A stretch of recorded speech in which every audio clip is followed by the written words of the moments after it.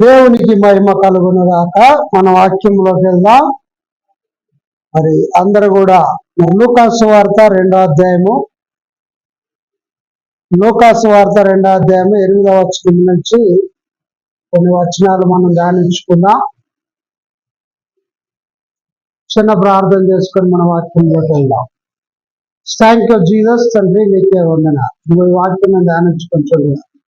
నన్ను మిసులు సాటిని మరియు పరిశుద్ధాత్మదేవ ఈ వాక్యంలో మరమారు మీరే బోధించమని కొద్దిని పొమ్మలు యేసుక్రీస్తు పరిశుద్ధ నామములో అడిగి వెళ్ళిపోతున్నాను.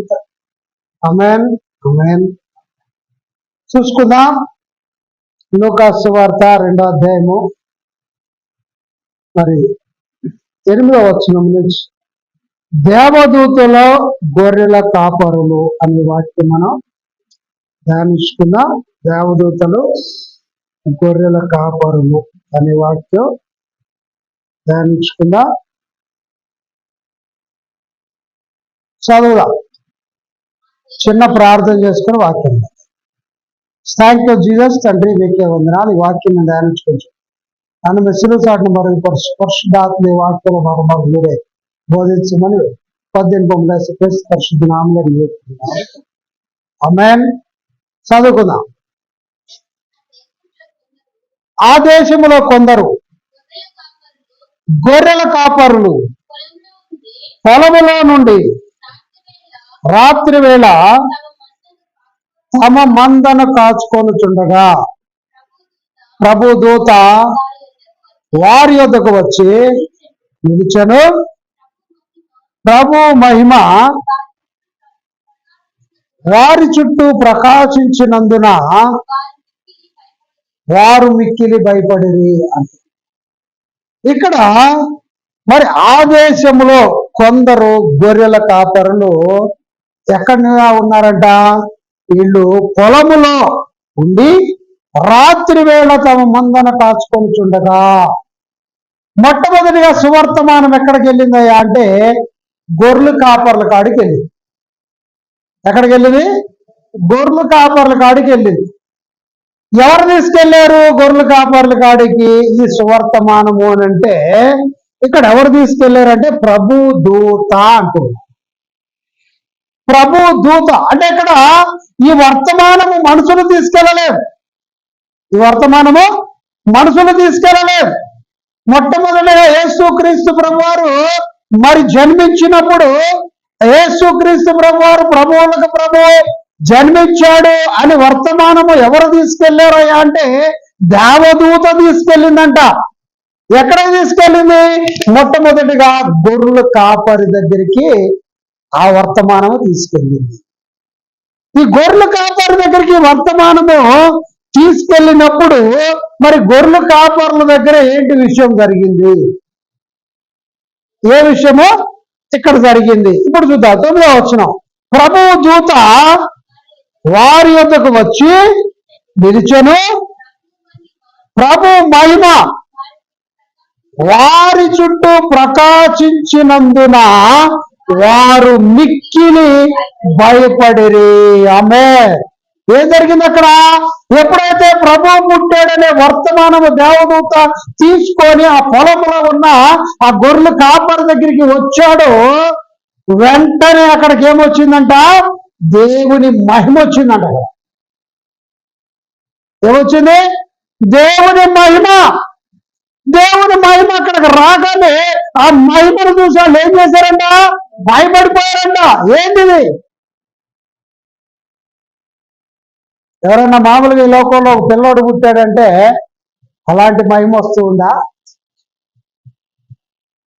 చూడండి, మరి పశువుల పాకలో ఒక శిశువు పుట్టాడని వర్తమాన దేవదూత తీసుకొని ఆ గొర్రెల కాపరుల దగ్గరికి రాగానే అక్కడికి ఏమొచ్చింది? దేవుని మహిమ వారి మీదకి వచ్చింది.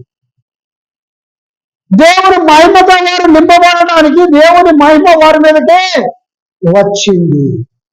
ఈ లోకంలో అనేక మంది మరి మందిరాలకు వెళ్తూ ఉన్నారు, ప్రార్థనలు చేస్తూ ఉన్నారు. మరి ఎవరి మీద కన్నా మహిమ వస్తుంది గమనిస్తూ ఉన్నారా?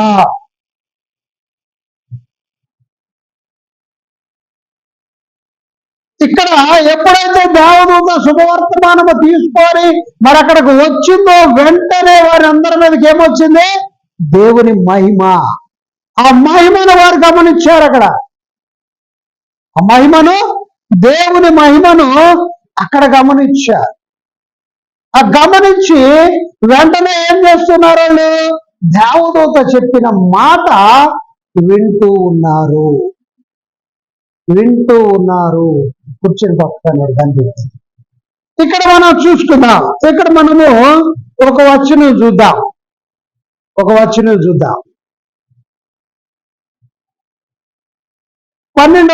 మొదటి అధ్యాయం 12వ వచనం. లూకా సువార్త మొదటి అధ్యాయము 12వ వచనం చూద్దాం. ఏమాట? జకర్యా అతన్ని చూసి తొందరపడి భయపడిన వాడాయను అంటూ ఉన్నారు. ఎవరు చూసి? చూద్దాం, మళ్ళీ సరి చదవాలి. జకర్యా అతన్ని చూసి తొందరపడి భయపడిన వాడాయను. ఎవరు చూశాడో ఈయన? జకర్యా అంటే ఈయన కూడా దేవదూతను చూశాడు. ఎప్పుడు? ఆయన మందిరములో దేవుని పరిచర్య చేస్తున్నప్పుడు, ఆయనకు మరి అనేక దినముల నుంచి పిల్లలు లేనప్పుడు దేవుని దేవదూత అక్కడికి వర్తమానం తీసుకొని వచ్చింది. ఏమని? నీ భార్యకునే దేవుడు కుమారుని పోతున్నాడనే వర్తమానం తీసుకొని వచ్చిందట. ఆ దేవదూతను చూసి ఆ మందిరములో మరి ఆయన పరిచర్య చేస్తున్న సమయంలో మరి ఆ దేవదూతను చూసి ఆయన కూడా భయపడ్డట్టుగా మనం ఇక్కడ ఈ వచనం ద్వారా చూస్తూ ఉన్నాం. ఇక్కడికి వచ్చేద్దాం. ఆయనకేమన్నాడు?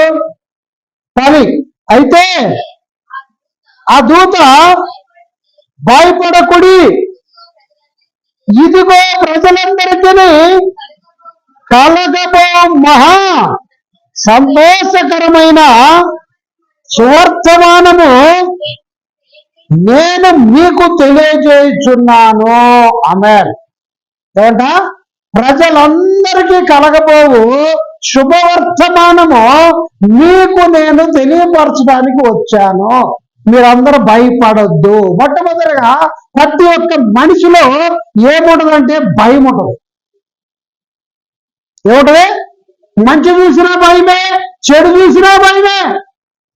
ఏం జరుగుతుందో అని భయము ప్రతి ఒక్క మనిషిలో ఉంటది. అందుకు దేవదూత రాగానే మొట్టమొదటిగా వాళ్ళకి ఏం పలుకుతూ ఉంది? సమాధాన వాక్కు పలుకుతూ ఉంది.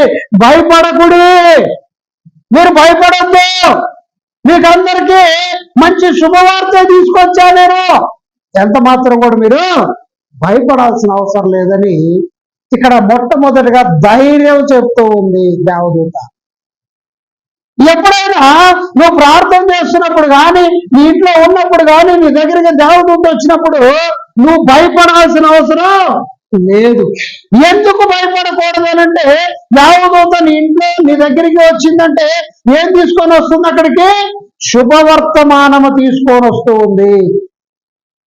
శుభవర్తమానము తీసుకొని నీకు వస్తూ ఉంది. నీ ఇంట్లో శుభవర్తమానము, నీ కుటుంబంలో శుభవర్తమానము తీసుకొని వస్తూ ఉన్నాడు. కాబట్టి దేవదూత వచ్చినప్పుడు నువ్వు భయపడాల్సిన అవసరము లేదు. ఎందుకనగా ప్రతి ఒక్క కుటుంబంలో మరి ఒక సమస్య ఉంటుంది, ప్రతి ఒక్క కుటుంబంలో ఒక ప్రాబ్లం ఉంటుంది, ప్రతి ఒక్క కుటుంబంలో ఏదో ఒక బలహీనత ఉంటుంది. వాటి నిమిత్తమై దేవుడు పరిష్కారం పంపించినప్పుడు ఎవరు తీసుకొని వస్తారు? దేవదూతలే తీసుకొని వస్తారు.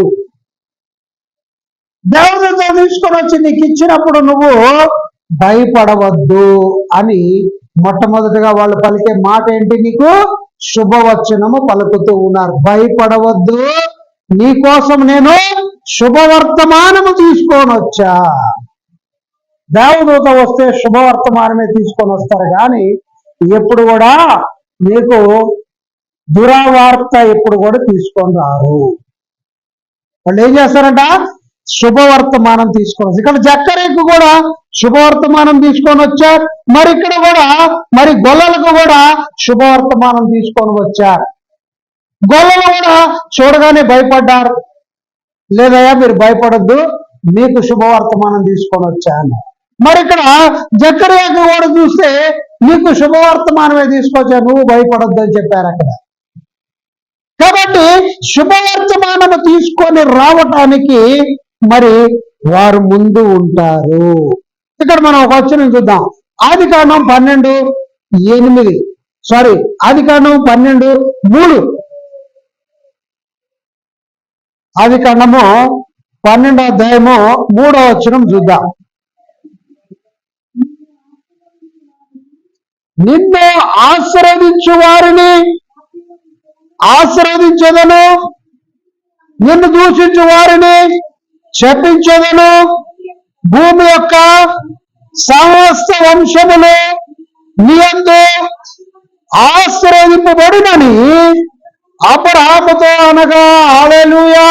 ఇక్కడ ఏం చెబుతున్నాడు దేవుడు?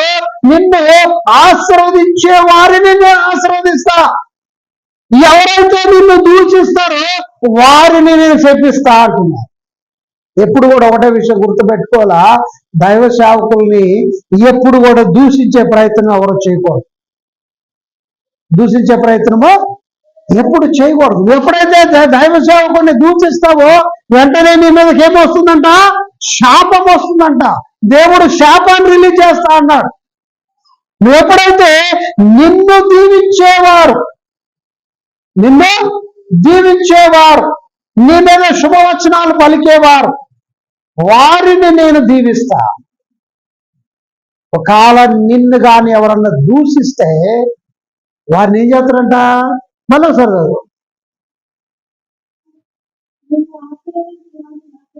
నిన్ను ఆశీర్వదించేవారు. దైవ సేవకుడికి నువ్వు 10 రూపాయలు ఇస్తే నిన్నేం చేస్తారు? 100 రూపాయలతో నేను ఆశీర్వదిస్తాడు కదా. అంటే ఇక్కడ ఏమంటున్నాడు? ఆశీర్వచనాలు మాట్లాడుతూ ఉన్నాడు. నిన్ను దీవించే వారిని నేను దీవిస్తా. నిన్ను దీవించకుండా ఎవరన్నా ఏం చేస్తే చదవమా, నిన్ను దూషించే వారినే నేను శపిస్తా అంటున్నాను. ఎవరు మాట్లాడుతున్నారు ఈ మాట? దేవుడు మాట్లాడుతున్నారు. ఎవరు? యెహోవా మాట్లాడుతున్న మాట. యెహోవా మాట్లాడుతున్న మాట. నిన్ను దీవించే వారిని నేను దీవిస్తా, నిన్ను దూషించే వారిని నేను శపిస్తా అని యెహోవా మాట్లాడుతున్న మాట. యెహోవా మాట ఎలా ఉంటుందంటే కఠినంగా ఉంటుంది. ఇంకేమన్నాడు? భూమి యొక్క సమస్త వంశములు నీ యందు ఆశీర్వదింపబడునని అబ్రహాముతో అనగా. హల్లెలూయా. ఎవరి గురించి మాట్లాడుతున్నాడు? అబ్రహాము గురించి మాట్లాడుతున్నాడు. అబ్రహాము, నిన్ను ఎవరైతే దీవిస్తారో వారిని నేను దీవిస్తా. అబ్రహాము, నిన్నెవరైతే దూషిస్తారో వారిని నేను శపిస్తా. అంటే మన నోటి నుంచి వచ్చే మాటలు మనము ఎవరితో ఎలా మాట్లాడాలి అనేది జాగ్రత్తగా మాట్లాడాలి. దైవ సేవకులతో ఎలా మాట్లాడాలి, ఒక అన్యులతో ఎలా మాట్లాడాలి, ఒక విశ్వాసతో ఎలా మాట్లాడాలి, ఒక్కొక్క మనిషి దగ్గర మన మాట తీరు మారాలి. సందర్భానుసారమైన మాటలు కూడా మనలో ఉండాలి. ఏ సందర్భంలో ఏం మాట్లాడాలో అది మాట్లాడాలి. అలా కాకుండా నువ్వు ఎవరిని పడితే వాళ్ళని ఎలా పడితే అలా నీ ఇష్టం వచ్చినట్టు కానీ మాట్లాడితే ఏం చేయబడతారంట? శాపానికి గురవుతారంట. దేవుడు శపిస్తా అని అంటూ ఉన్నా కనుక జాగ్రత్తగా ఉండాలని ఇక్కడ చెప్తూ ఉన్నా. ఇంకా వచనం కూడా చూద్దాం. మత్తయి సువార్త 28:19 కూడా చూద్దాం.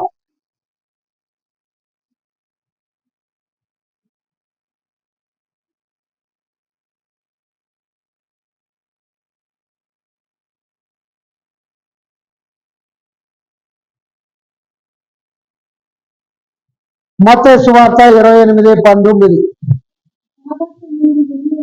కాబట్టి మీరు వెళ్ళి సమస్త జనులను శిష్యులనుగా చేయుడి, తండ్రి యొక్కయో కుమారుని యొక్కయో పరిశుద్ధాత్మ యొక్కయో నామములోనికి వారికి బాప్తిసమిచ్చుచు.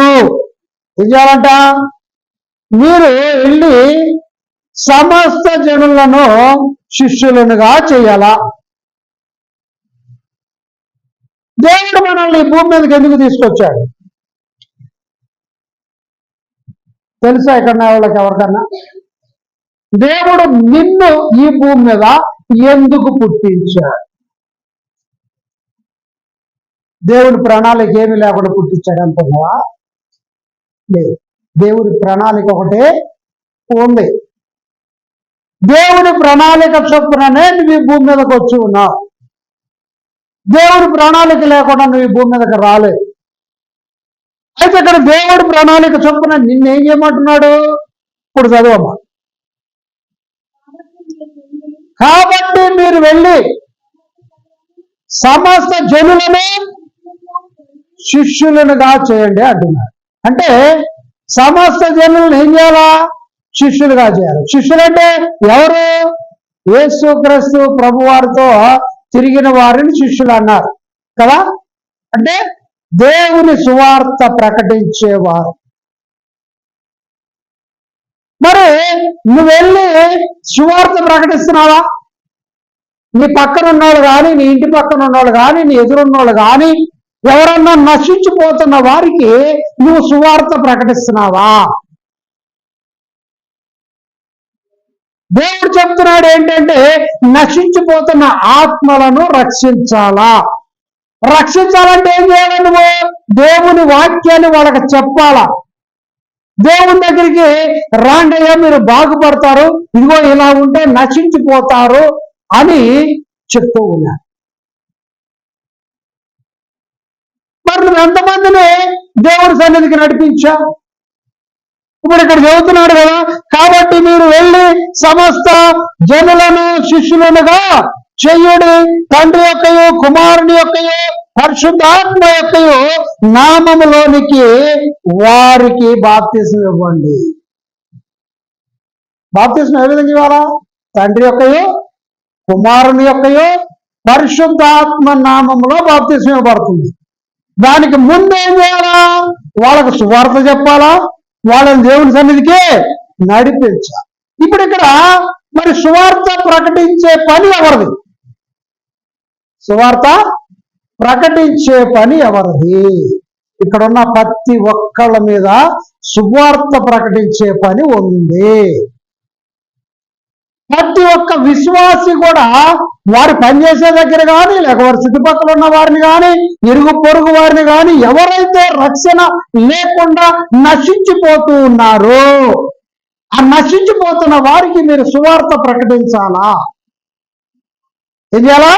నశించిపోతున్న వారికి సువార్త ప్రకటించి మీరు దేవుని మందిరానికి తీసుకొస్తే దేవుని మందిరంలో ఉన్న సంఘ కాపరి ఏం చేస్తాడంటే వారికి వాక్యం బోధించి ఏం చేస్తాడు? తండ్రి యొక్కయో కుమారుని యొక్కయో పరిశుద్ధాత్మ నామంలో వారికి బాప్తిసం ఇస్తారు. మరి ఈ పని ఒక కాపరి మీద ఉందా, లేక సంఘస్థులందరి మీద ఉందా? అందరు కలిపి ఈ పని చేయాలా. అందరూ కలిసి ఈ పని చేయాలా. నాకెందుకులే, నేను పొద్దున్న లేచి నా పనికి నేను వెళ్తా. పొద్దున వెళ్ళానా, పని చేసుకున్నానా, తెచ్చుకున్నానా, వండుకున్నానా, తిన్నానా, పండుకున్నానా, తెల్లారిందంటే అయిపోయిందా? లేకపోతే నాకు ఉందిలే, నాకు తినడానికి తిండి ఉంది, ఉండటానికి ఇల్లు ఉంది, నాకు ఇవన్నీ నాకెందుకులే అనుకుంటే సరిపోద్దా? అలా అనుకున్నా మరి ధనవంతుడు లాజరు సంగతి ఏంటి? మనం చూసుకుంటే మరి ఈ కథ అందరికీ తెలిసిందే. ధనవంతుడు లాజరు, మరి ధనవంతుడికి సమృద్ధిగా ఉంది. సమృద్ధిగా ఉండే లాజరు ధనవంతుడు ఏం చేశాడు? తింటున్నాడు, సుఖిస్తూ ఉన్నాడు. మరి ఆ గేటు ముంగట పడి ఉన్న లాజరు సంగతి పట్టించుకోవట్లా. ఆ లాజరు ఆ కురుపులతో సీమోనెత్తురు గారుతో మరి ఆ ధనవంతుడు గేటు ముంగటే పడి ఆ కుక్కలు నాకుతూ ఉన్నా గాని దేవుని స్తుతించుకుంటూ అక్కడే కూర్చున్నాడు. ఆ బల్ల నుంచి పడుతున్న రొట్టె ముక్కలు తిని అక్కడే పడి ఉన్నాడు కానీ అక్కడి నుంచి పోట్లాయ. ఏంటి మరి ధనవంతుడికి మరి ఈ లాజరుకి లింక్ ఎందుకు పెట్టాడు దేవుడు అక్కడ?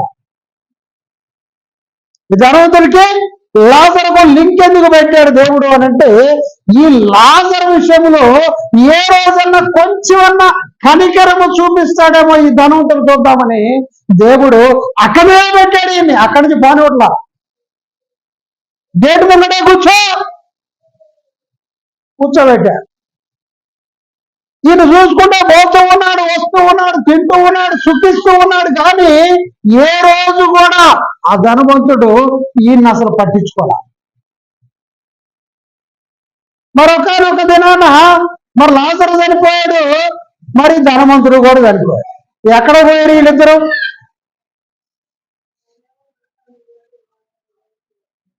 ఇక్కడ మనం చూసుకుంటే మరి లాజరు ఇక్కడ కుళ్ళి కూచించి తిండివాడు చక్కగా లేని ఒక లాజరు నిత్యము దేవుని స్తుతిస్తూ మరి దేవునికి మహిమకరంగా ఉంటూ ఏం చేయబడ్డాడు అంటే, ఈయన వెళ్ళి అబ్రహాము రొమ్మున కూర్చోన్నా.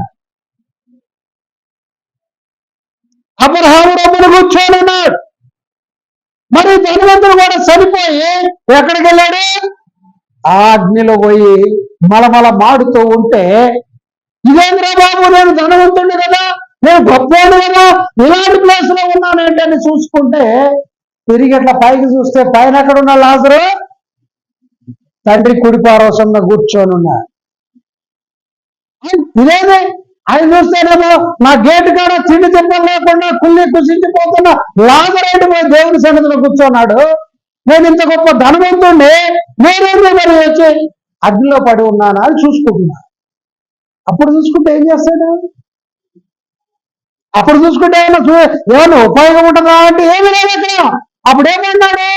అబ్రహామైన దేవా, నువ్వు లాజరుని ఎద్దకు పంపి చేంజ్ చేయాలంట. ఈ చిటికినాలు నీళ్ళలో ముంచి నా గొంతులో ఇటుకు పంపేయ అంటున్నాడు. చిటికినాలు నీళ్ళలో ముంచి ఆయన నోట్లో ఎత్తి ఎన్ని నీళ్ళు పడతాయి ఆ నోట్లో? గెచ్చేయండి ఒకసారి, మీరు ఇంటికి పోయిన తర్వాత కావాలంటే ఆ నీళ్ళలో ఈ చిటికి నీళ్ళు ముంచి దాన్ని తీసి మీ నోట్లో పెట్టుకోకండి, ఎన్ని నీళ్ళు మీ నోట్లో పడతాయో. మహా అంటే జాగ్రత్తగా వేస్తే ఒక్క డ్రాప్ అవుతుంది. జాగ్రత్తగా వేస్తే ఆ జాగ్రత్త వేయకుండా నిర్లక్ష్యంగా ఆ ఏళ్ళు నీళ్ళలో ముంచి అడిగి తీసుకెళ్ళాలి, ఆ డ్రాప్ కూడా పడిపోతుంది. నీళ్ళలో ముంచిన వెంటనే తీసుకెళ్ళేస్తేనే ఒక్క డ్రాప్ అయినా నోట్లో పడుతుంది. ఆ ఒక్క డ్రాప్ కోసము మరి ధనవంతుడు ఎంత ఆరాట పడుతున్నాడో చూడు. ఒక్క డ్రాప్ వాటర్ కోసము ఈ ధనవంతుడు ఎంత ఆరాట పడుతున్నాడు చూడు. ఎందుకు ఆరాట పడుతున్నాడు? మరి నీ ఇంటి దగ్గర మరి నువ్వు గొప్పగా తినే తాగి సుఖిస్తున్నప్పుడు, మరి ఆ లాజరు నీ ఇంటి గేటు ముంగట పడ్డప్పుడు ఏ రోజన్నా ఒక్క రొట్టె మొక్క అడిగినరా బాబు అనేసి పని వాళ్ళకని చెప్పేవాను. నీకేం తక్కువ? నీకు ఏం తక్కువ? ఒక్క రెండు ముక్క పాప ద్వారా వాడికి ఏవో పని చేసుకున్నాడు, వాడు కుళ్ళి కుసించి ఉన్నాడు, పురుగులు పట్టి ఉన్నాయి, లేవలేని పరిస్థితిలో ఉన్నాడు, మన గేటు కాడ పడి ఉన్నాడు రా బాబు, ఒక్క రెండు ముక్క తీసుకెళ్ళి ఈయనరా నాయన వాడికి తింటాడు అని ఏ రోజన్నా పని వాళ్ళతో చెప్పిన దాఖలాలు ఆ ధనవంతుడికి లేదు. ఇప్పుడేమంటున్నాడు? ఆ లాజరు పంపేనా దగ్గరికి, ఆ చిటికిన వేల నేలలో నుంచి నా నోట్లో వేయటానికి. ఈ ధనవంతుడు మూట కట్టుకున్నదంతా ఎత్తుకొని పోయాడా? ఆయన తోట ఉన్నా ఆ నరకానికి అక్కడ పోయి సూచించడానికి ఏమీ లేదు. ఈ లోకములో ఉన్న ఈ 4 రోజులు నువ్వేదో తప్పిస్తావు. అది కావాలి, ఇది కావాలి, వాడిని ముంచాలి, వీడిని ముంచాలి, నాకు వాడి తెచ్చుకొని తినాలి, వీడి తెచ్చుకొని తినాలా, నేనేమో మూట కట్టాను అనుకుంటావు. కానీ ఈ లోకములో నువ్వు కన్ను మూస్తే కన్ను తెరిచేదానికి 2 ప్లేసులు ఉన్నాయి. అది దేవుని సన్నిధి, లేదు రెండోది నరకం. నువ్వు ఇక్కడికి పోవాలి అక్కడికి పోవాలి డిసైడ్ చేసుకునే ప్లేస్ ఇదే. ఇక్కడి నుంచే నువ్వు డిసైడ్ చేసుకోవాలా. నువ్వు ప్రభు చెప్పినట్టుగా ఉంటే ఇక్కడి నుంచి నువ్వు పరలోకానికి వెళ్తావు. ప్రభు మాట వినకపోతే నువ్వు ఇక్కడి నుంచి నరకానికి పోతావు. రిసీవ్ చేసుకునేదాన్ని బట్టి ఉంటుంది. ప్రభు నీకు బైబిల్ ఇచ్చాడు, నీ చేతిలో వాక్యం పెట్టాడు, ఇదిగో నా బిడ్డ ఈ విధంగా ఉండు, నువ్వు నా దగ్గరికి వస్తావు, ఈ విధంగా ఉంటే నా దగ్గరికి రావు అని చాలా క్లియర్ గా ఏం చేయాలో ఏం చేయకూడదో వాక్యంలో నీకు ఇచ్చాడు. ఇచ్చినప్పుడు నిర్ణయం తీసుకోవాల్సింది నువ్వే. మంచి నీకు ఇచ్చాడు, చెడు నీకు ఇచ్చాడు, నువ్వేం తీసుకుంటావు? ఒక చేతిలో మంచిని పెట్టాడు, ఒక చేతిలో చెడుని పెట్టాడు. నువ్వు మంచిని తీసుకుంటావా, చెడుని తీసుకుంటావా? ఏది? చెడుని తీసుకుంటే తీసుకెళ్ళి నరకంలో పడేస్తా, మంచిని తీసుకుంటే నా దగ్గర తీసుకుంటా. రెండు ఛాయిస్లు నీకు, రెండు మార్గాలు, ఇంక వేరే లేనే లేవు. నీ ఆలోచన విధానం, నీ తలంపులు ఏంటి? మరి ధనవంతుడు ఒక్క రొట్టె ముక్క కూడా ఆ లాజరుకి ఇవ్వకుండా పోయి నరకంలో పడ్డాడు. కొంచెమంతా కూడా ఆయన మీద జాలి చూపించలేదు. చచ్చేదాకా కూడా ఆయన ఆ గేటు ముంగడే కూర్చోబెట్టాడు దేవుడు. అయితే అప్పుడు ఏమంటున్నాడు ధనవంతుడు? అయ్యా ఒక్కసారి పంపేయాలి. దేవుడు ఏమంటున్నాడు? నీకు మాకు మధ్య పెద్ద అగాధం ఉందిరా బాబు, ఈ అగాధం దాటి నువ్వు ఇటు రాలేవు, ఈ అగాధం దాటి ఇక్కడ అక్కడికి రారు. ఏం పెట్టాడు దేవుడు ఇద్దరి మధ్యలో? పెద్ద అగాధం పెట్టాడు. ఈ అగాధం దాటి వీళ్ళు ఇటు రాలేరు, వాళ్ళు ఇటు రాలేరు. అంటే అయ్యా ఆ విధంగా అయితే నాకు ఇంకా 5 అన్నదమ్ములు ఉన్నారయ్యా. ఏమన్నాడు? ధనవంతుడికి ఏం పుట్టింది? ఆశ పుట్టింది. ఏమని? అయ్యా అలాగైతే నేను ఎటు తిరిగి నాశనం అయిపోయా, కాబట్టి నాకు ఇంకా 5 అన్నదమ్ములు ఉన్నారు భూమి మీద, వాళ్ళ దగ్గరికి ఉన్నాను పంపించయ్యా, వారే నీ దగ్గరికి వస్తారయ్యా, ఈ నరకంలో వద్దు ప్రభువా అని అప్పుడు అడుగుతూ ఉన్నాడు దేవుడు. అందుకే అబ్రహాం సమాధానం చెప్తున్నాడు, అలాగైతే భూమి మీద ఉన్నారా నాయన, ప్రవక్తలు ఉన్నారు, వాక్యం చెప్తూ ఉన్నారు, వారి మాట విని వాళ్ళు మారితే నా దగ్గరికి వస్తారు. అలాగా వాళ్ళు వాళ్ళ మాట వింటారు, వినరు. ఇగో నీ పక్కన కూర్చోన్నాడు కదా లాజరు, ఈయన పంపి ఈయన బాగా చెబితే వింటారేమో అంటూ ఉంటారు. అంటే ఈయన ఆలోచన విధానం ఎక్కడ లేదు. ఈ భూమి మీద ఉన్నప్పుడు ధనాన్నే చూసుకున్నాడు ఆయన. నేను తిన్నానా, తాగానా, సుఖించానా అనేది చూసుకున్నాడు, కానీ మంచి చెడు ఏంటి అనేది చూసుకోవాలా. ఆయనకున్న ధనాన్నే చూసుకున్నాడు. అక్కడికి పోయిన తర్వాత ఇప్పుడు ఆశ పుట్టింది, నాకు ఇంకా తమ్ముళ్ళు ఉన్నారయ్యా, వాళ్ళను నశించిపోకుండా వాళ్ళను నీ దగ్గరికి వచ్చేటట్టుగా ఈ చనిపోయిన లాజర్ను అక్కడ పంపి, చనిపోయి లేచాడంటే నమ్ముతారేమో అని ఆశపడుతూ ఉన్నారు. కాబట్టి ఈ భూమి మీద ఉన్నప్పుడు ఈ భూమిలో ఉన్న వాటి మీదే ఆశ కాదు, కానీ దేవుడు మనకేం చెప్తూ ఉన్నాడు, దేవుడు మనకి ఏ పని అయితే ఒప్పచెప్పాడు ఆ పనిని మనము తుదముట్టించాలా, ఆ పనిని తుదముట్టించాలి. అందుకే చనిపోయిన వాళ్ళకి సమాధుల దగ్గర పోయిన తప్పుడు ఒక వాక్యం రాస్తారు. అక్కడ ఏం రాస్తారో తెలుసా? నేను నా పని తుదముట్టించాను, మంచి పరుగు పరిగెత్తి తిని, మంచి పరుగు పరిగెత్తి తిని, నా పని తుదముట్టించి తిని అని దేవునికి ఒప్పచెప్తున్న మాట. నువ్వు చెప్పిన పని నేను మంచిగా చేశాను ప్రభువా, ఇదిగో నా టైం అయిపోయింది, నీ దగ్గరికి వచ్చా. అంటే నువ్వు ఈ భూమి మీద బతుకున్నప్పుడు మంచి పని చేస్తున్నావా, దేవుడు చెప్పినట్టు వింటున్నావా, వాక్యానుసారంగా నీ జీవితం ఉంటుందా? ఏ విధంగా అయితే నీ జీవితం ఉంటుందో ఇక్కడే పరిశీలన చేసుకోవాలని దేవుడు చెప్తూ ఉన్నాడు. అందుకని ఏమంటున్నాడు? కాబట్టి మీరు వెళ్ళి సమస్త జనులను శిష్యులనుగా చేయుడి, తండ్రి యొక్కయు కుమారుని యొక్కయు పరిశుద్ధ ఆత్మ యొక్కయు నామములోనికి వారిని బాప్తిస్మం ఇవ్వండి. తిరగబడి చదవమ్మా.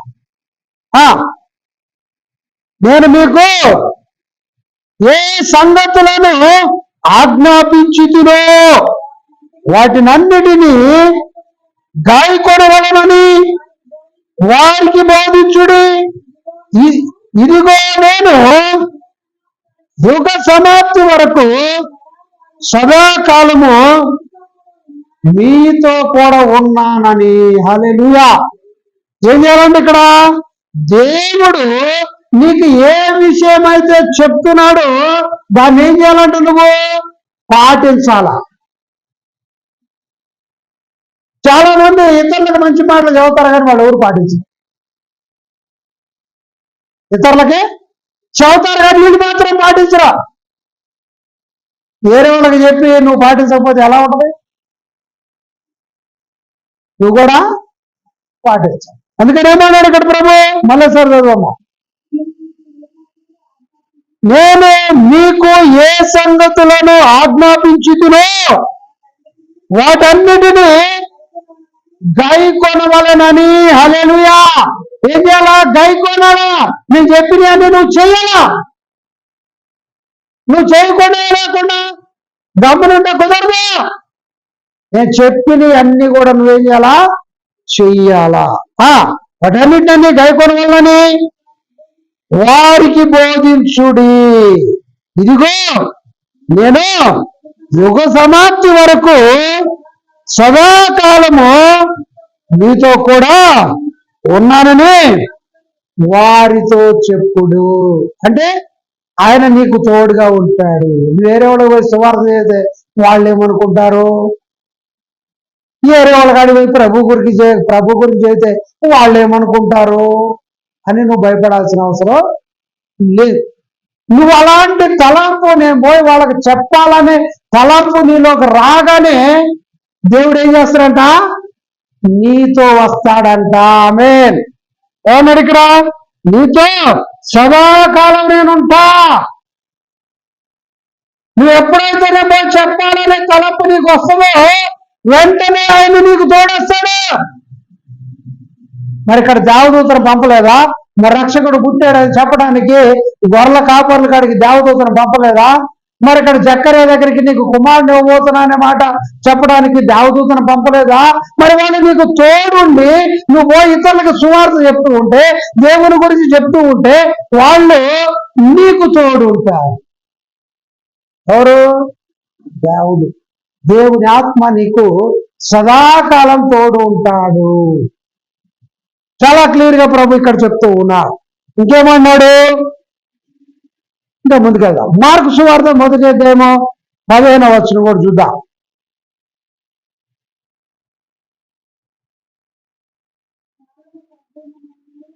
కాలము సంపూర్ణమైనది, దేవుని రాజ్యము సమీపించి ఉన్నది, మారు మనసు పొంది సువార్తను నమ్ముడని చెప్పుచు దేవుని సువార్త ప్రకటించుచు గలిలయకు వచ్చెను. ఆమె. నువ్వేం చేయాలంట? నువ్వేం చేయాలి? అక్కడ చెప్తున్నాడు చూడండి. కాలము సంపూర్ణమైనది బాబు. దేవుని రాకడ సమీపంగా ఉంది బాబు. మరి చూడు, తుఫాన్లు, మరి భయంకరమైన తుఫాన్లు, భూకంపాలు, యుద్ధాలు, ఎక్కడ చూసినా మరి భయంకరంగా జనాలు చనిపోతూ ఉన్నారు.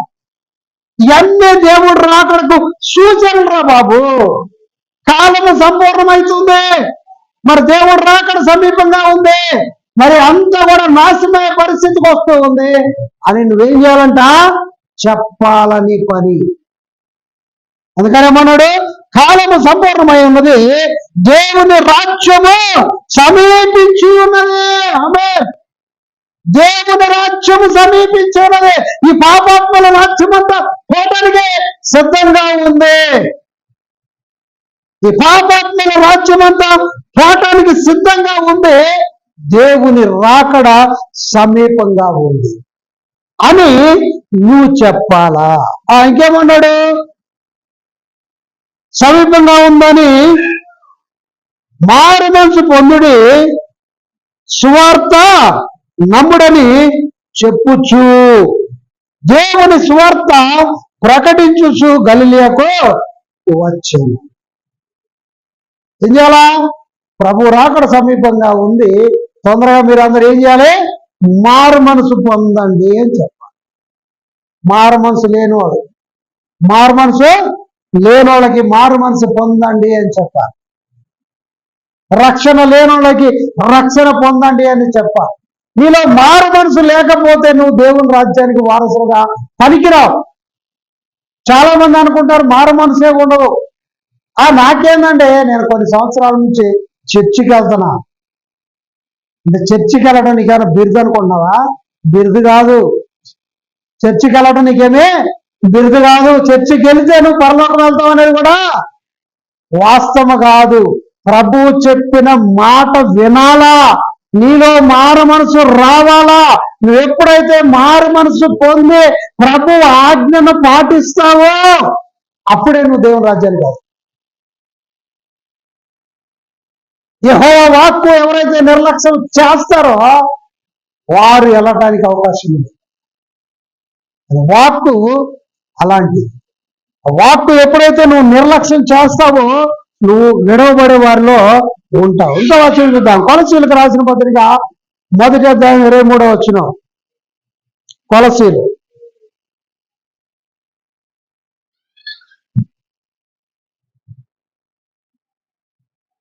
23.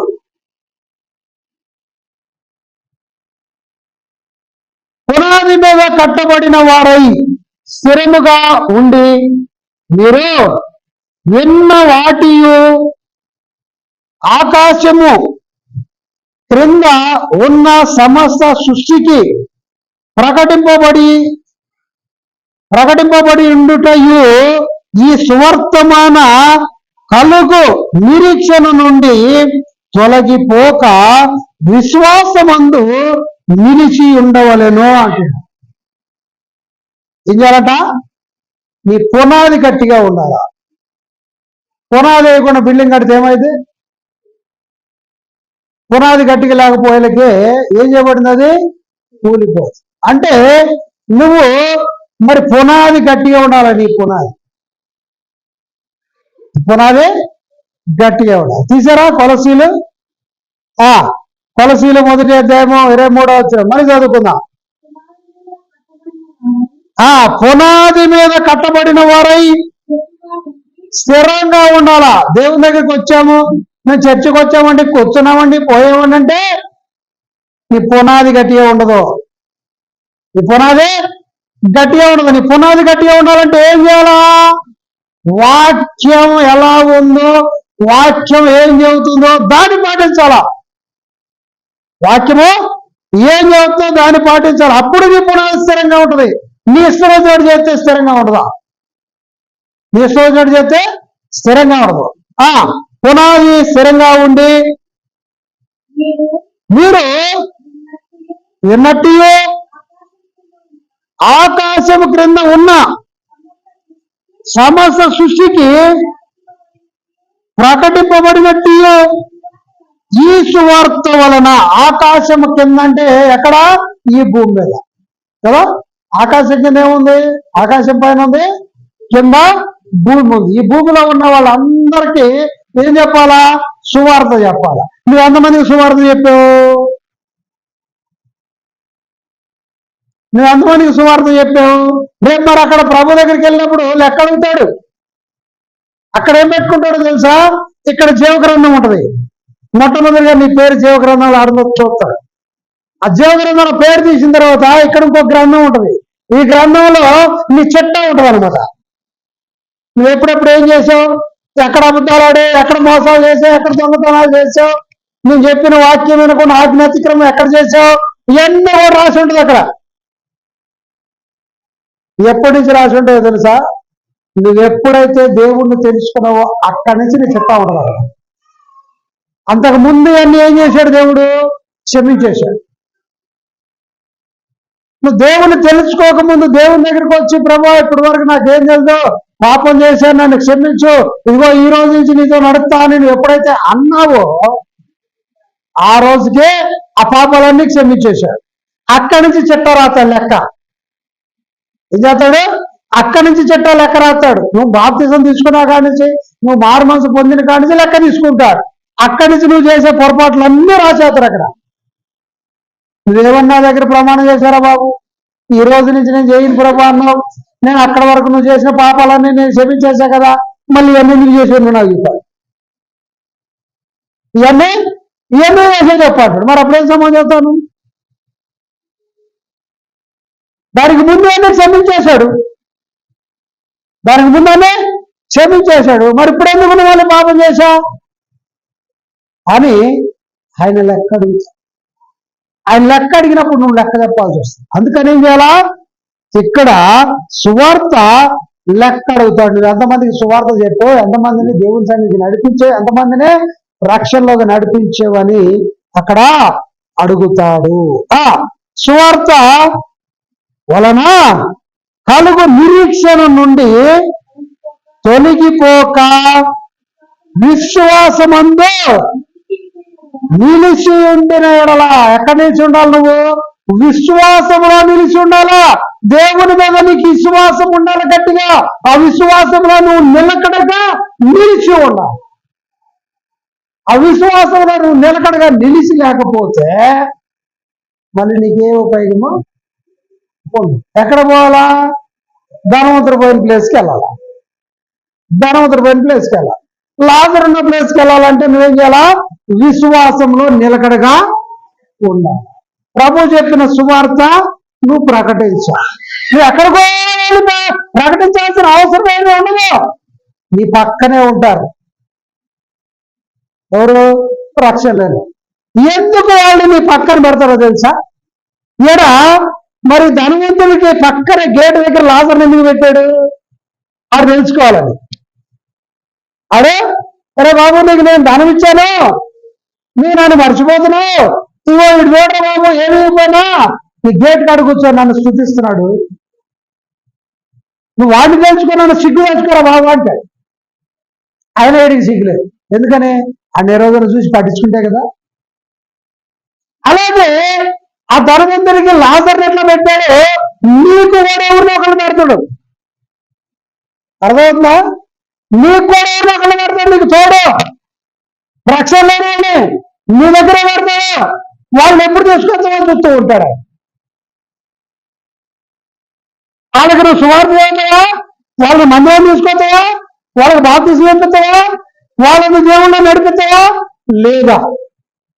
నీ పక్కనే ఒకళ్ళు పెట్టి ఉంచుతాడు. జాగ్రత్త. నువ్వు అనుకుంటావు వాళ్ళు ఎవరైనా నాకెందుకు, వాళ్ళు నశించిపోతే నాకెందుకు, నేనైతే వారు పోతున్నాను చర్చికి. నీ పక్కనే పెట్టుంటాడు. రేపాడికి పోయిన తర్వాత ఈ ధనవంతులను అడిగినట్టు నిన్ను కూడా అడుగుతాడు. నువ్వేదన్నా నీ గేట్ కాడన్నా లాజర్ చూసావంటారు నువ్వు, అలాగే నిన్ను కూడా అడుగుతుంది. నీ పక్కన పెట్టిన మనిషి నువ్వు చూసావా? నీ పక్కనే ఉంది కదా. ఏ రోజన్నా దేవుడి గురించి చెప్పావా? ఏ రోజన్నా రక్షణ గురించి చెప్పావా? ఏ రోజన్నా వాళ్ళ మారు మనసులోకి నడిపించాలనే తలంపు నీకు వచ్చిందా? ఖచ్చితంగా ఒకానొక రోజు దేవుడు నిన్ను ఆ మాట అడిగినప్పుడు నువ్వేం సమాధానం చెప్తావు? నువ్వేం సమాధానం చెప్తావు? ఒకసారి ఆలోచన చేసుకో. ఈ ధనవంతుడి పక్కన లాజర్ను పెట్టినట్టు ప్రతి ఒక్క మనిషికి నువ్వు అనుకోవచ్చు, నేను ఆడిపోతాను ప్రభు, వాడికి నేను సువార్త ఆడుతుంటా, నేను ఈ రేఖపోయి నేను సువార్త చేస్తా, ఎవరు పోమంటే నాకు ఓపిక, ఏ ఊరికి పోవడానికి ఎవరో ఎవరికో చెప్పాలంటే నాతో తేడా అని నువ్వు అనుకుంటూ ఉంటావు మనసులో. కానీ ఆయన ఏం చేస్తాడు? నీ పక్కనే తెచ్చి పెడతాడు. ఎందుకు? నువ్వు ఈ సాగు చదువుతావని ఆయన తెలుసు. ఏం చదువుతాడు? నువ్వు ఈ సాగు చదువుతావు, నేనే ఆడమని చదువుతానయ్యా, నేను నడవలేను, నాకు ఆరోగ్యం మంచిగా లేదు, నేను ఎక్కడ పోయి చదువుతాను ఎవరికో సువార్త అని మన ఆలోచనలు మన తలంపుల్లో ఉంటాయి. కానీ ఆయన ఏం చేస్తాడు? తీసుకొచ్చి నీ పక్కనే కాదు, ఇది చెప్పు సువార్త, ఈయన రక్షణగా నడిపించు, ఇగో యమని నడిపించు అని చెప్పి తీసుకొచ్చి నీ పక్కనే పెడతాడు. జాగ్రత్త. ఈ రోజు నుంచి అబ్జర్వేషన్ చేసుకోండి. చాలా క్లియర్ గా చెప్తున్నాడు ప్రభు. నీవు నడిపించాల్సిన వ్యక్తిని పక్కనే ఉంటాడు. నీవు నడిపించాల్సిన వ్యక్తి నీ పక్కనే ఉంటాడు. నువ్వు వాళ్ళకు సువార్త చెప్పకపోతే రేపు అక్కడ నిన్ను ఖచ్చితంగా అడుగుతాడు.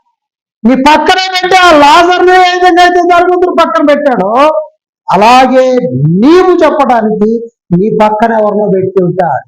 ఈ రోజు నుంచి అబ్జర్వేషన్ చేసి మరి ప్రతి సంవత్సరము డిసెంబర్ 25వ తారీఖు వచ్చేలైతే ప్రభు పుట్టాడు, మాకు రక్షణ కోసం పుట్టాడు, మేము రక్షింపబడ్డాము, మేము రేపు పరలోకానికి వెళ్తామని పండగలు చేసుకుంటూ ఉంటాం. పండగ అంటే ఏంటి అసలు? కొత్త బట్టలు కుట్టించుకోవడం, కేక్ కట్ చేసుకోవడం, బిర్యానీ చేసుకొని తింటాం. ఇయనా పండగ అంటే? ఇది కాదు ప్రభు చెప్పిన పండగ. ప్రభు చెప్పిన పండగ ఏంటంటే మరి క్రిస్మస్ నుంచి మళ్ళీ క్రిస్మస్ వరకు ఎన్ని ఆత్మలు రక్షించావు, ఎంతమంది నశించిపోతుంటే వారిని రక్షణలోకి నువ్వు నడిపించావు, చూపి నాకు లెక్క అంటాడు. అదిరా పండగ అంటాడు. మరి నువ్వేం చేశావు? నీ ఫ్రెండ్స్ ఉంటారు, నీ చుట్టుపక్కల వాళ్ళు ఉంటారు, రక్షణ లేని వాళ్ళు నశించిపోతూ ఉంటే నువ్వు చూస్తూ ఉంటే అది సువార్త అవుతుందా? అది దేవునికి ఇష్టమైన పని. అది ఒక్కసారి ఆలోచన చేసి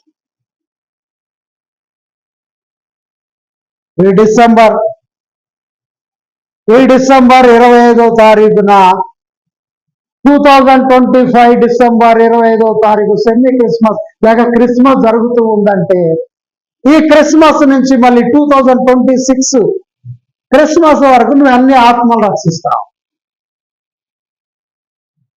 లేక 24 మరి డిసెంబర్ 24 2024 ఇయర్ డిసెంబర్ నుంచి మరి ఆ క్రిస్మస్ నుంచి ఇప్పుడు రేపు జరగబోతున్న క్రిస్మస్ వరకు ఎన్ని ఆత్మలు రక్షించావు? ఒక్కరికన్నా నువ్వు చెప్పావా? ఒక్కరినన్నా నడిపించావా? నీ లెక్కేంది? ఈ సంవత్సరం అతను ఏం పని చేశావు? ఈ సంవత్సరం ఏం పని చేశావు? సోమవారం తిరిగి పడుకొని నిద్రపోతున్నావా? దానికి కాదు దేవుడు నిన్ను భూమి మీదకి తీసుకొచ్చింది. సోమవారం తిరిగి పడుకొని నిద్రపోవడానికి కాదు, నీవు ఇతరులకి సువార్త చెప్పి నశించిపోతున్న వారిని నువ్వు దేవుని దగ్గరికి నడిపించాలనేది దేవుడి ప్రణాళిక. ఎంతమందికి సువార్త చెప్పావు? నీ పక్కనే ఉంటారు, రేపు పొద్దున అరే నీ పక్కన ఉన్నవాడికి నువ్వు చెప్పావంటారా అని ప్రభు అడిగేదాకా నువ్వు తెచ్చుకోదా? వాళ్ళెవరు అనేది అబ్జర్వేషన్ చేసి వెంటనే సువార్త ప్రకటించడము ప్రయత్నము చేయి. ముందుకెళ్దాం. ఇక్కడికి వచ్చేద్దాం. 11 దావీదు పట్టణమందు నేడు రక్షకుడు మీ కొరకు పుట్టి ఉన్నాడు, ఈయన ప్రభు అయిన క్రీస్తు అంటున్నాడు.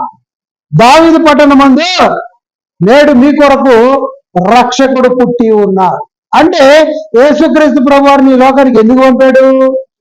మనల్ని అందరినీ రక్షించడానికి, మన పాపాలన్నిటినీ శాపాలన్నిటినీ విడిపించడానికి ఆయన పంపించాడు. ఆయన ఏ విధంగా అయితే ఒక ప్రణాళిక చొప్పున ఈ భూమి మీదకి తండ్రి పంపించాడు, అలాగే నిన్ను నన్ను అందరూ కూడా ఒక ప్రణాళిక చొప్పునే ఇక్కడికి పంపించాడు. మరి ఆయన వచ్చాడు, ఆయన పని చేసుకొని ఆయన పోయాడు. మరి నీ పని ఏంటి? నీ గొప్ప చెప్పిన పని నువ్వు చేస్తున్నావా లేదా? రక్షకుడు పుట్టి ఉన్నాడు. ఒక వచనం చూద్దాం. యెషయా గ్రంథం 9:6 చూద్దాం త్వరగా. యెషయా 6:9.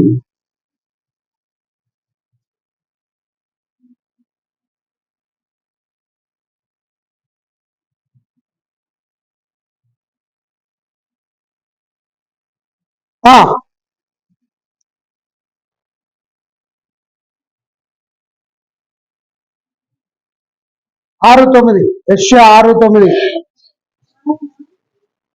ఆయన నీవు పోయి ఈ జనులతో ఇట్లనుకో, మీరు నిత్యము నివసించుదురు గాని వినుచుందురు గాని గ్రహింపకుందురు, నిత్యము చూచుచుందురు గాని తెలుసుకొనకుందురు. ఆమె ఇక్కడ ఏమన్నాడు? మీరు నిలుచొని చూస్తూనే ఉంటారు కానీ ఏం చేయరంట? గ్రహింపురంట. ఈ మాటకి ఏంటంటే చెవిటోడు ముంగట శంఖం వద్ద ఎలా ఉంటది?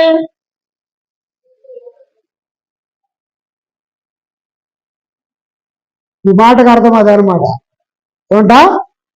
నువ్వు నిల్చొని చూస్తూనే ఉంటావు, ఎన్ని వాక్యాలు చెప్పినా, ఎన్నిసార్లు దేవుడు నీతో మాట్లాడినా దాన్ని మాత్రం పట్టించు. ఈ లోకంలో ఏమి సాధ్యం అవుతారు? చెవిటోడు ముంగట శంఖం ఎంత ఊదినా వాడికి వినపడదురా బాబు. అందుకనే ప్రభు ప్రకటన గ్రంథంలో ఒక మాట అంటాడు. ఏం మాట అంటే, చెవులు గల్లవారు వినును గాక. ఈ మాట ఎందుకు చదువుతున్నాడు? చెవులు గల్లవారు అంటే మన చెవులువా? ఇక్కడ వాళ్ళకి అందరూ చెవులు ఉన్నాయి కదా. చెవులు ఉన్నా మరి వాక్యం చెప్తున్నప్పుడు, దేవుడు మాట్లాడుతున్నప్పుడు వీళ్ళు ఏం చేస్తారట? దీన్ని గ్రహించరంట. నీ పాటికి నువ్వు చెప్పుకోరు బాబు, నాకెందుకు, నేనేదో కూర్చున్నాను అంటే కూర్చున్నా. అలాంటి వాళ్ళకి ఈ వాక్యము వెళ్ళదు. అలాంటి వాళ్ళకి ఈ వాక్యము వెళ్ళదు. వాక్యము చెప్తున్నప్పుడు ఆ వాక్యాన్ని నువ్వేం చేయాలా? గ్రహించాలా. ఎప్పుడైతే వాక్యాన్ని నువ్వు గ్రహిస్తావో అప్పుడు నీకు అర్థమవుతుంది. అందుకే అంటున్నాడు చదవమ్మా, ఏమంటున్నాడు ఇక్కడ? ఆయన నువ్వు పోయి ఈ జనులతో ఇట్లా అనుమో, మీరు నిత్యము నిలుచుందరు గాని గ్రహింపకుందురు. ఏమంట?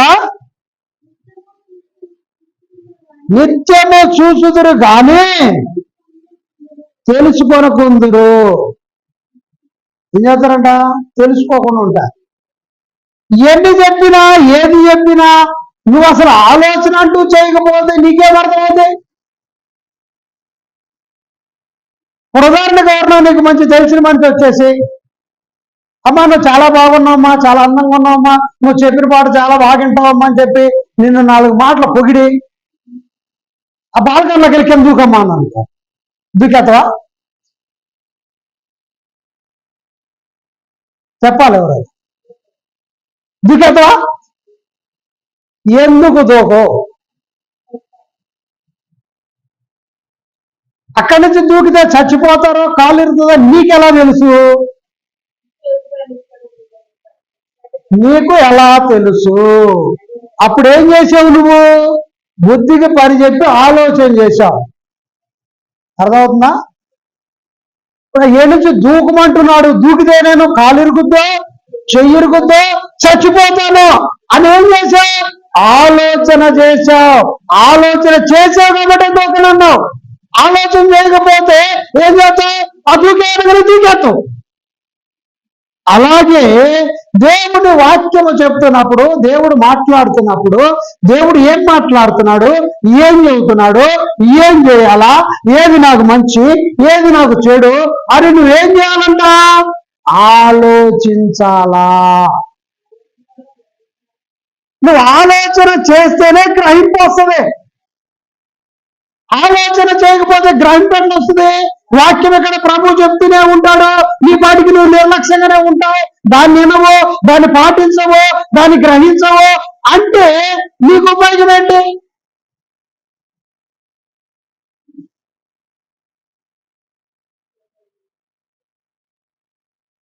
కనుక ప్రభు ఏం చెబుతున్నాడో మనం ఏం చేయాలా? వినాలా, ఆలోచన చేయాలా, గ్రహించాలా. అప్పుడు నీలో ఉపయోగం ఉంటుంది. అప్పుడు నీలో ఉపయోగం ఉంటుంది. 12 చదవాలి త్వరగా. దానికి నీ కానవాలు ఒక శిశువు పొత్తి గుడ్డలతో చుట్టబడి ఒక తొట్టులో పండుకొని ఉండుట మీరు చూచెదరని వారితో చెప్పాను. ఏం చెబుతున్నారు? ఒక శిశువు మరి పొత్తిగుడ్డలతో చుట్టబడి ఆ చొట్టిలో పడుకోవడం పెట్టడం నువ్వు చూస్తావు అని చెప్పాడు. వెంటనే పరలోక సైన్య సమూహము ఆ దూతతో కూడా నుండి సర్వోన్నతమైన స్థలములలో దేవునికి మహిమయు ఆయనకి ఇష్టలైన మనుషులకు భూమి మీద సమాధానమును కలుగునుగాక అని దేవుని స్తోత్రము చేయుచుండిరి. ఆమేన్. ఆ దేవదూతతో పాటు ఆ గొర్రెల కాపర్ల కాడికి ఎంతమంది వచ్చారంట? పరలోక సైన్యం వచ్చిందంట. అక్కడికి వచ్చి ఏం చేస్తున్నారు? వీళ్ళు దేవుని స్తుతిస్తున్నారు. అక్కడ అది ఎన్నో గొల్లలు ఏం చేస్తున్నారు? ఓ అమ్మ, ఈ దేవదూత సమూహం అంతా వచ్చి ఇంతగానో మారేస్తుంటే ఆయన ఎంత గొప్పోడు, ఎవరుకున్నారు వాళ్ళు? ఆయన ఎంత గొప్పోడు అని ఏం చేస్తున్నారు? మునిగిపోయామా? ఆ దూతలు తమ యొద్ద నుండి పరలోకమునకు వెళ్ళిన తర్వాత ఆ గొర్రెల కాపరులు జరిగిన ఈ కార్యమును ప్రభు మనకు తెలియజేసి ఉన్నాడు. మనము బెత్లెహేము వరకు వెళ్ళి చూతుము రండని ఆయన ఒకరితో ఒకడు చెప్పుకొని ఏం చేశారండు? ఒరే నాయన, పరలోకం నుంచి దేవదూతలు వచ్చి మనకు వర్తమానం చెప్పారు, పదండ్రా బాబు, ఈ గొర్రెలు ఉంటే ఉంటాయి, అడిగిపోతాయి. మనం అందరం కూడా పోయి బెత్లెహేము చూసేద్దాం పదండి.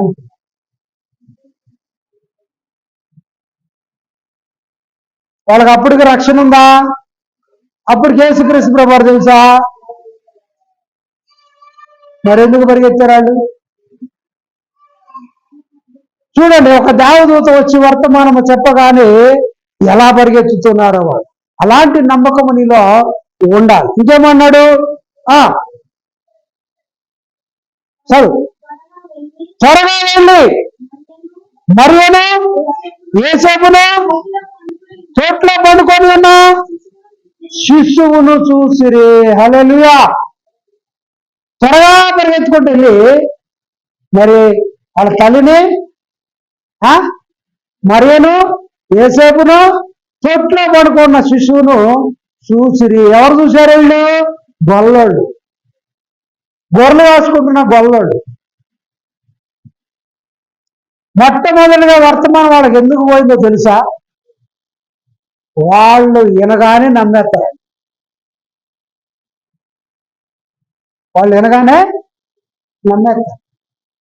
అందుకని వర్తమానము అక్కడికి పంపించాడు. వారు చూసి ఈ శిశువును గూర్చి తమతో చెప్పబడిన మాటలు ప్రచురము చేసి ఏం చేశారు? వీళ్ళు చూసి నాకు వదిలిపెట్టారా? ఏం చేశారు? దేవదూత వచ్చి చెప్పిన మాటలు వీళ్ళు పోయి చూసి కన్ఫర్మ్ చేసుకొని బయటకు వచ్చి అందరికి చెప్పుకొని వెళ్తున్నారంట. ప్రచురం చేసినట్టు ఏంటి దానికి అర్థం? అందరూ చెప్పుకొని పోతున్నారు. దేవదూత వచ్చింది, మాకు ఇలా చెప్పింది, ఇక్కడ పవన్ పశువుల మాకులో ప్రభు పుట్టాడు, మేము పోయి చూసి కన్ఫర్మ్ చేసుకున్నాము, ఆయన నిజమేనా అని కూడా చెప్పుకొని వెళ్తున్నాం. మరి మీరు ఎంతమంది చెప్పారు? ఏ ఒక్క క్రిస్మస్ కన్నా ప్రభు పుట్టాడు, మీరు రక్షణలోకి రాండ్రా బాబు, మీ రక్షణ మీరు పొందుకోడరా బాబు అని ఎవరికైనా చెప్పారా? వీళ్ళ దేవతతో చెప్పడం, వీళ్ళు ఆ గొర్రెలు అక్కడ పడేసి వెళ్ళిపోయి మరి ఆ ప్రభుని చూసి కన్ఫర్మ్ చేసుకొని వచ్చి దారిపొరుగు చెప్పుకొని వెళ్తూనే ఉన్నారంట. టైం పడలేదు మళ్ళీ. మరి మీరు చెప్పారా? ఎన్ని క్రిస్మస్లో వస్తూ ఉంటాయి, ఎన్నిసార్లు కొత్త బట్టలు కొనుక్కుంటారు, ఎన్నిసార్లు కేకులు కట్ చేసుకుంటారు, ఎన్నిసార్లు బిర్యానీ తెచ్చుకొని తింటారు. కానీ ఎంతమందికి చెప్పారు? ఇంకేమన్నాడు? గొర్రెల కాపరులు తమతో చెప్పిన సంగతులను గూర్చి విన్నవారందరూ మిక్కిలి ఆశ్చర్యపడిరి. ఆమేన్. ఈ గొర్రెల కాపరులు చెప్పిన వాళ్ళు అందరూ కూడా ఇది ఏం చేశారంట? ఆశ్చర్యపోయారంట. చెప్పకుండా వెళ్ళారా? సువార్త మొట్టమొదటి ఎవరు ప్రకటించారు? అర్థమైందా? సువార్త ఎవరు ప్రకటించారు? ఆ విన్నమ్మటే గొర్రెలు ఆ ప్రకటించుకుంటూ వెళ్ళారంట. ఎంత గొప్ప భాగ్యం వాళ్ళకు కదా! దేవుడి మాటకి ఎంత త్వరగా లోపడ్డారు, దేవుడి మాట ఎంత త్వరగా క్యాచ్ చేసుకున్నారు వాళ్ళు. ఎంత గొప్ప ధన్యత అండి వాళ్ళకి, ఎంత గొప్ప ధన్యత. ఇంకేమన్నాడు? అయితే మరియా ఆ మాటలన్నీ తన హృదయంలో తలపోసుకొనుచు బాత్రూమ్ చేసుకొని అంతటా ఆ గొర్రెల కాపర్లు తామతో చెప్పబడినట్లుగా తాము విన్న వాటిని కన్న వాటిని అన్నిటినీ గూర్చి దేవుని మహిమపరచుచు స్తోత్రము చేయుచు తిరిగి వెళ్ళిరి. ఆమేన్. దేవుని గురించి స్తుతిస్తూ స్తోత్రము చెప్పుకుంటూ తిరిగి వాళ్ళ ఇంటికి సంతోషంగా వెళ్ళారు. మరి మనం ఎన్ని క్రిస్మస్ వచ్చినా ఎంతమందికి చెబుతున్నా? వాళ్ళు విన్న వెంటనే సువార్త చెప్పట్టు వెళ్ళిపోయారు, కన్ఫర్మ్ చేసుకున్నారు, పోయి చూశారు, చెప్పిన మాట నిజమా కాదా ఎమ్మటే వెళ్ళిపోయారు. పరలోకం నుంచి దేవదూతల నుంచి మనకు చెప్పారు, రా బాబు వెళ్ళిపోదాం పోదండి, డబ్బు ఎక్కడున్నాడో చూద్దాం పోదండి అని చెప్పి వెళ్ళిపోయారు, చూశారు, కన్ఫర్మ్ చేసుకున్నారు, వాస్తవం ఇది అనుకున్నారు. మరి నీ బుర్ర ఎప్పుడు పనిచేస్తుంది? ఏది నిజమో ఏది అబద్ధమో ఎప్పుడు తెలుసుకుంటావు నువ్వు? నీ బుర్రకు ఎప్పుడు పదును పెడతావు? వాళ్ళు ఎమ్మటే బుర్రకు పదును పెట్టారు. మరి దేవదూత వచ్చి చెప్పింది నిజమా అబద్ధమా అని వాళ్ళు బుర్రకు అప్పుడే పదును పెట్టారు.